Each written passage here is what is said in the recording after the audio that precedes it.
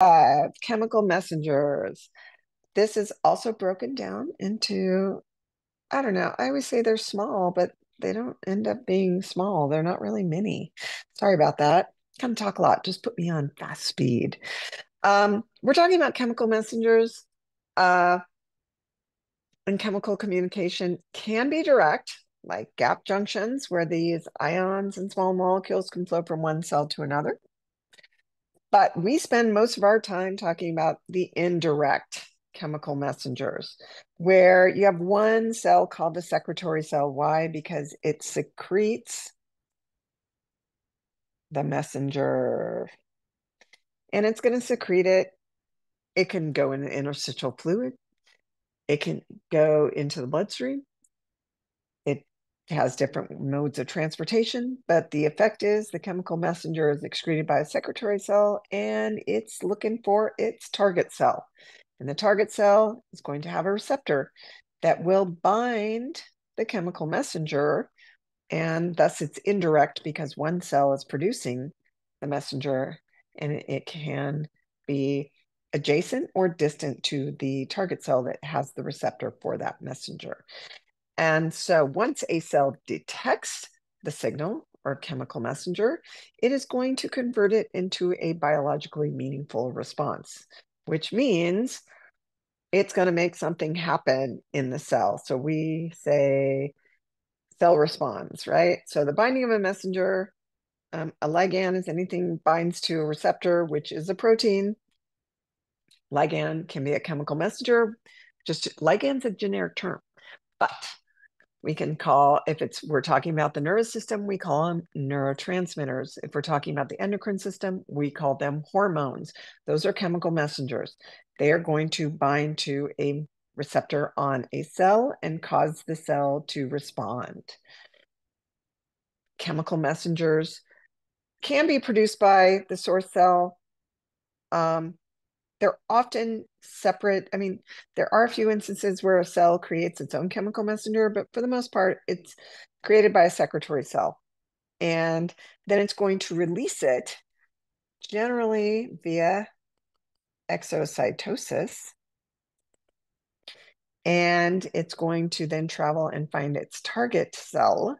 And once that messenger binds to the receptor on the target cell, there is going to be a response in cell. And so this chemical communication is indirect. We classify chemical messengers based on their function and their chemical properties. And so you can see paracrines. There's a few examples here. There's paracrines, there's neurotransmitters, there's hormones. Paracrines are really the secretory cell is just like next to or touching the target cell, right? So it's right next door. Most of the time, though, in physio, we're going to be talking about neurotransmitters and hormones as our chemical messengers. So if we're going to classify them based on function, paracrines and autocrines is that example I said, sometimes the secretory cell is the target cell. It secretes its own messenger for itself. That's an autocrine. But a paracrine can be a cell that's just right next to it. To create a response. We see this in the urinary system when we talk about the nephron. So you'll get some examples in there. But again, functional classification, autocrine and paracrine's one thing. Second functional classification would be neurotransmitters. These are produced by neurons. They're released into the extracellular fluid from the axon terminal of the first neuron onto generally another neuron or a muscle or a gland. So a target cell.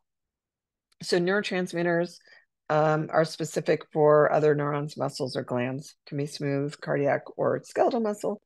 And then once that neurotransmitter binds to a receptor on the target cell, it's going to cause an electrical signal or action potential in the postsynaptic target cell, right?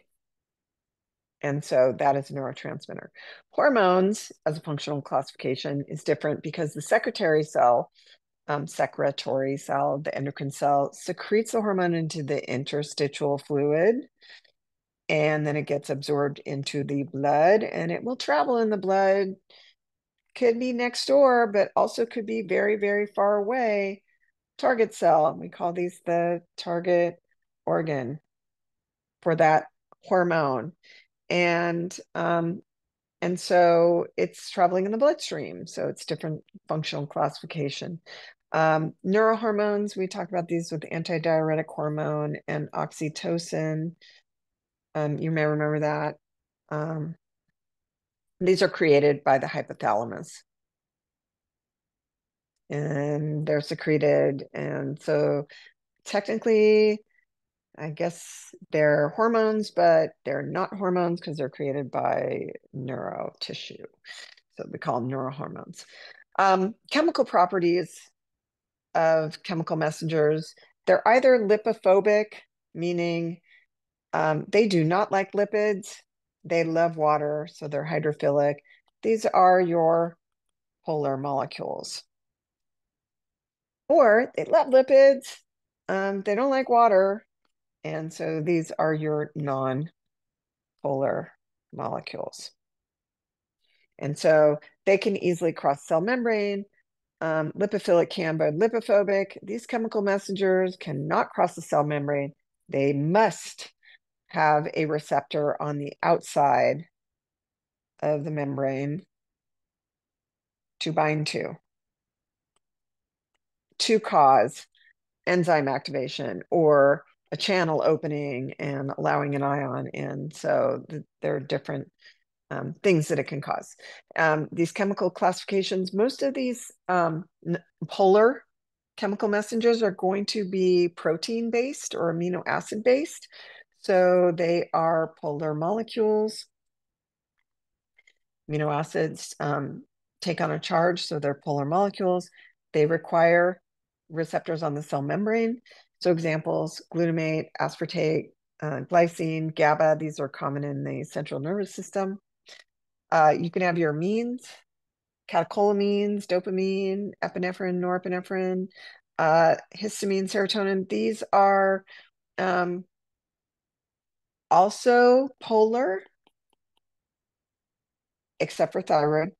Thyroid is nonpolar and can cross the cell membrane anytime it wants. But with the exception of thyroid, the rest of these amines need a receptor on the cell membrane to bind to the amine group. Peptide protein, again, these are polar. These are the most abundant.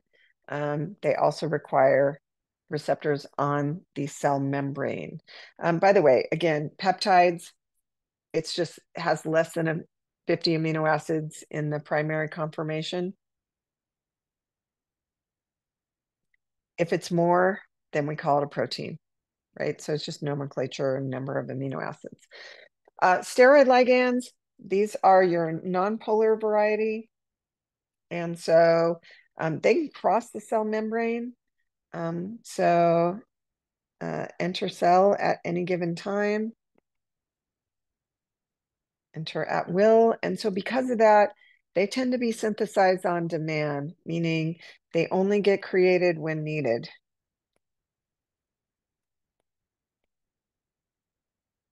Right? That's why injecting steroids into a human, they're chemical messengers. They're lipophilic. They're going to cross through the cell membrane and they are going to start building proteins. There's no checks and balances.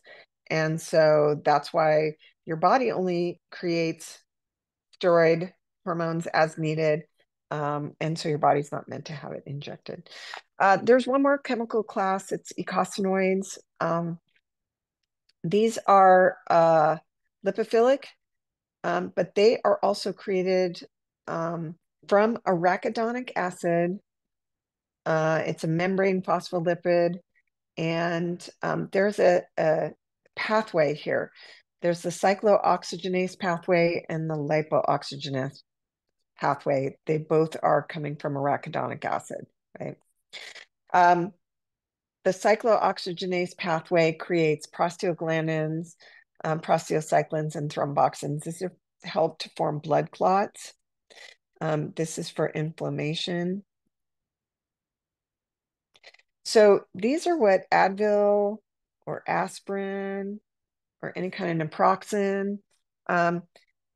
These basically block this pathway so you don't have inflammation, but you also don't have the ability to clot or form blood clots. So this is why you don't want this before before you have any kind of surgery, because they will block pain, but they also block your ability to heal when you get cut into. And so it's not a great thing. That's why you're told not to have Advil or aspirin a week prior to surgery. So again, just to recap, lipophobic ligands, meaning these are polar. They are synthesized independent of demand. So a lot of times they're created and stored in vesicles, waiting to be released. So they're just hanging out, waiting to be released. And so they get released via exocytosis. And so these are mostly your neurotransmitters and a lot of your hormones, except for the steroid version, right? Those are lipophilics. These are the non-polar. They are synthesized on demand and they are immediately released and they can go into the cells and do their work. So thyroid hormone and steroid, like growth hormone. So peptide synthesis and release, you're going to have a prohormone. Some amino acids are cleaved off. Pre-pore hormone, then a prohormone. To get the hormone, you have more amino acids cleaved off. And then these hormones are stored in a vesicle. Unless, of course, it's a thyroid hormone or steroid. So transcription and translation, remember you have the messenger RNA and it's translating it into a protein. That protein gets shoved into the endoplasmic reticulum by the ribosomes. That's why these are little ribosomes. And it becomes the rough endoplasmic reticulum. The protein is being finished off, cleaved, packaged into little transport vesicles to then the Golgi apparatus, where more amino acids are cleaved off until you get the hormone, and it's going to sit around and wait until the signal to exocytose out of the cell. So this goes through that process. Steroids, the synthetic pathway or synthesis, starts with cholesterol or fat. So this is progesterone. This is a female hormone. It can also keep cleaving until you get testosterone or estradiol. So there's also cortisol, aldosterone. These are all non-polar hormones. So these are those lipophilic non-polar hormones. Transport of messengers, they can diffuse through the interstitial fluid across to their target cell if it's close. So paracrines, autocrines, and neurotransmitters. If it's farther away, like, the target cell is somewhere distant, for example, your pituitary gland in your brain can secrete thyroid stimulating hormone. Well, it's got to travel all the way to the thyroid, which is not next door to the brain. So it's going to get into the blood and it's going to travel down your thyroids around your neck. And that's going to be an example of a blood-borne hormone. And if it is lipophobic, it's going to travel in the plasma. If it's lipophilic, right? So these are polar. If it's non-polar, it does require a carrier protein to surround the hormone. And so you get these amphipathic molecules so it can go in the blood. Chemical messengers have something called a half-life, which means it's the time it takes for the chemical to decrease its concentration by half. And that can be in blood or interstitial fluid. So how long is it going to be around in your blood and interstitial fluids? Now, messengers that dissolve in blood, these are polar varieties, they have relatively short half-lives. They get broken down pretty quickly. So they're not around a lot. So like an example is insulin, it gets secreted from your pancreas. It's only going to stick around in your blood for less than 10 minutes. If these messengers are bound to a plasma protein, and these are your non-polar variety, right? So thyroid or steroid hormones, cortisol, like estrogen, testosterone, these have long half-lives because they're coated with these proteins, and though they can stick around for a lot longer. So these stress hormones that get released like cortisol, the impact or your feeling doesn't go away really quickly because it has a really long half-life and it's going to stick around in your blood for a long time. So they don't go away fast. A concept that we also need to talk about is receptor binding. A receptor is specific to a specific messenger. So that is to say, chemical messengers are specific to specific receptors. Receptors don't just bind any messenger, and any messenger doesn't just bind to any receptor. That's specificity.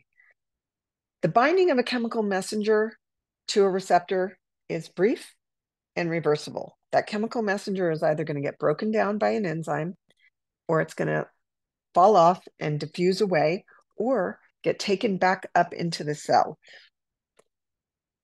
Receptor binding is also determined by the affinity of the chemical messenger for the target cell's receptor.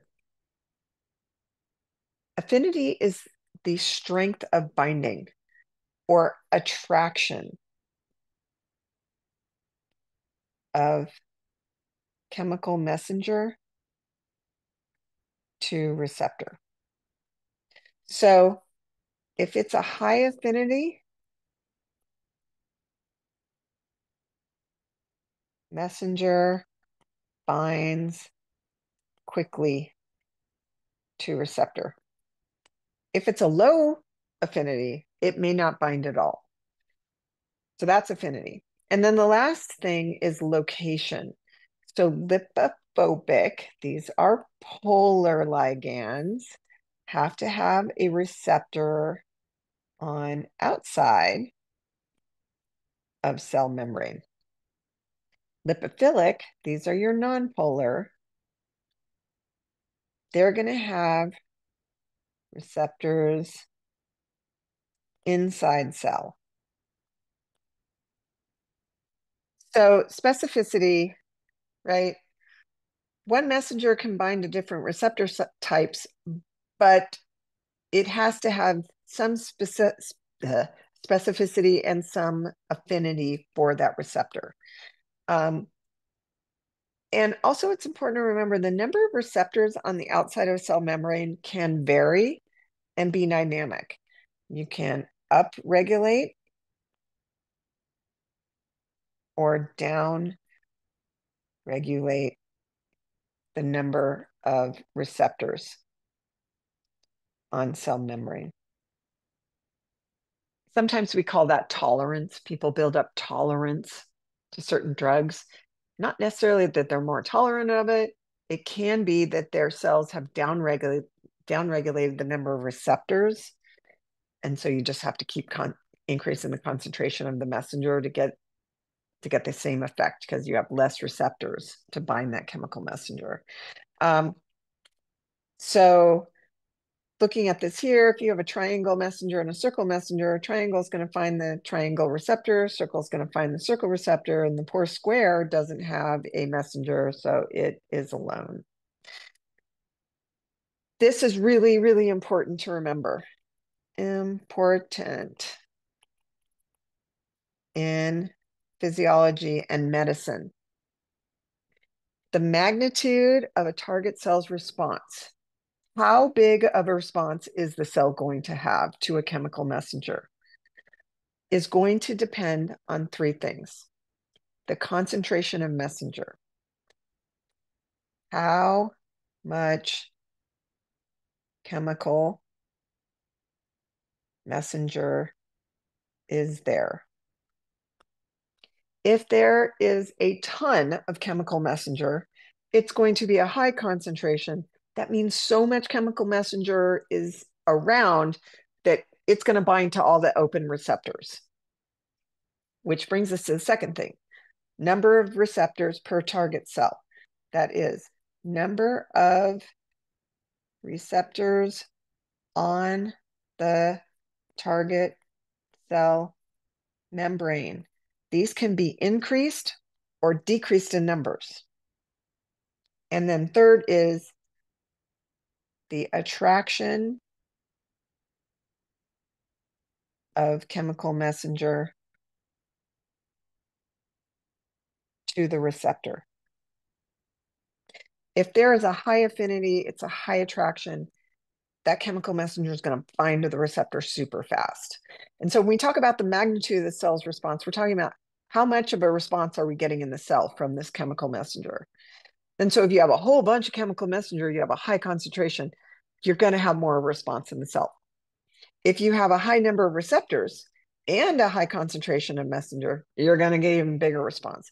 And if that chemical messenger has a really high affinity to the receptor, they're all going to bind super fast. You're going to have a really high response.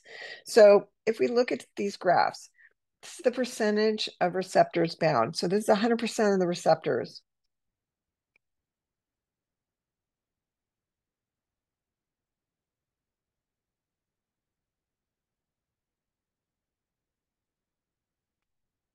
Right here, that's saturation. So you can keep increasing the concentration of the messenger and you'll keep binding receptors, but at some point you've bound all the receptors. It doesn't matter. You can keep adding more messenger. This is the max target cell response.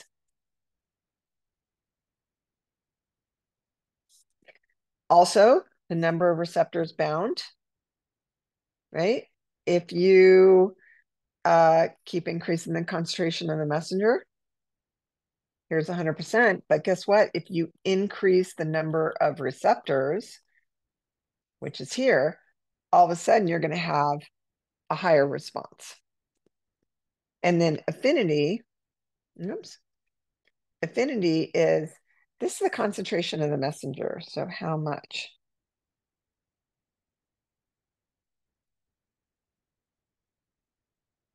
And this is increasing it, right? So we're increasing as we go that way. So this is a low concentration, that's a high concentration. This is the number of receptors bound. So if it's a high affinity messenger, you don't have to have that much. You don't have to have a high concentration. You can have a low concentration of messenger and you're still going to bind 50% of the receptors. Here, you're going to be almost 100% at that concentration. But if we're looking at a low affinity messenger, here, at this same concentration, you're only at 50%. And this concentration is like 2 to 3 times more chemical messenger to bind the same number of receptors. This really plays a part in pharmaceuticals, like drugs. People take, drugs. Taking chemical messengers is what you're taking. Drugs are chemical messengers. And so the dosage of that chemical messenger is going to depend on the affinity of that chemical messenger. How great did they make that drug or molecule to bind to the receptor? If they can create drugs that have high affinity for the receptor, you don't need a lot of chemical messenger because they have such an attraction to the receptor, they'll find them. So these play into pharmacology a lot, right? What can human beings control in medicine? Well, we can control how much chemical messenger we give someone. We can control the concentration of the messenger. We can't necessarily control the number of receptors on the cell we're trying to do something. And we do try to create a high affinity chemical messenger, but that's a little harder to control than just concentration. We tend to play with concentrations, gradients to make drugs work or to make oxygen move into the body. And again, this concept of upregulation, downregulation, we can't necessarily control this other than upregulation is you're increasing the number of receptors on the target cell membrane. This happens if you don't have a lot of neurotransmitter being produced. You can increase the number of receptors on the post-synaptic side of it to increase the sensitivity. But what we mostly do see humans doing is causing downregulation. Anytime you take a substance that is a chemical messenger, say, oh, I don't know, heroin or codeine, you're taking a chemical messenger that does bind to the U opioid receptors that naturally are occurring on our neurons. And if you're taking high concentrations, our body wants homeostasis. So its only response is to downregulate or decrease the number of receptors on the target cell neurons. And so you have the same homeostatic response, even though you've added more chemical messenger. It's a lot of times downregulation is to decrease the sensitivity. And this is what we call tolerance. You can build up tolerance to certain drugs or chemical messengers you're taking because the cells just naturally downregulate the number of receptors on the membrane, trying to keep things static. It can also stop producing its own natural chemical messenger as well. And so it lowers the natural occurring concentration of chemical messengers. Last thing about chemical messengers in this segment is an agonist is a chemical that can bind to a receptor and it mimics the normal response of a chemical messenger. So it's not the chemical messenger itself, but it still can bind to the receptor that chemical messenger binds to, and it can cause the same thing to happen. An antagonist is a chemical messenger that binds to the receptor, and it competes with the chemical messenger.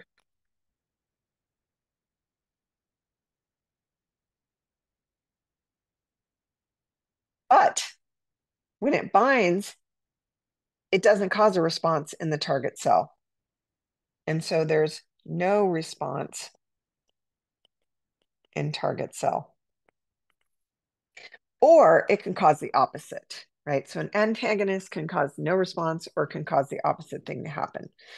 Perfect example of this is that we have endogenous opiates. These are natural chemical messengers created by our neurons. And these endogenous opiates bind to the U opioid receptors on our neurons, which are the target cell, right? And it produces like, yay, no pain.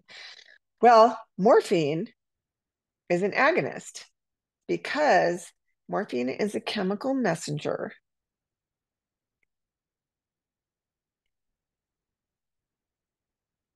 that binds to the U opioid receptors on neurons, right? So the target cell. And it produces the same effect, right? So it's an agonist because you get the same kind of effect, right? No pain. Now, an example of an antagonist is naloxone.